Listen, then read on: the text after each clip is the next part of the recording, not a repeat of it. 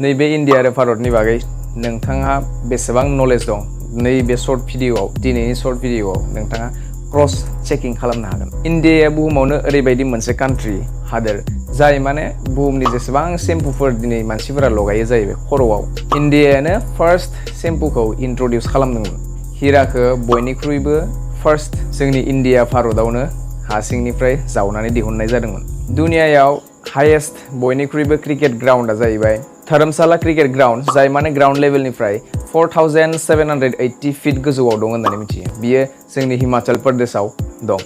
दुनियायाव बुहुमाव जोंनि इन्डियाया ओरैबायदि मोनसे कान्ट्रि जाय माने सासे मानसिनि सिंगल भटखौ लानो थाखाय सासे मानसिनि थाखायल' भटिं पल बुथ बहायदोंमोन जाहैबाय। बै भटिं पल बुथआव सासेल' गुजरातनि मानसि जायखौ जोङो महन्त भरतदास होननानै मिथिनो मोनो। बिथाङाल' माने 2004 निफ्राय बै पुल बुथआव भट होनानै फैगासिनो दं होननानै जों मिथिनानै मोनो। नेक्स्टआनो जाहैबाय जोंनि भारत इन्डियाया बयनिख्रुइबो बांसिन गोबां पस्ट अफिस गोनां कान्ट्रि।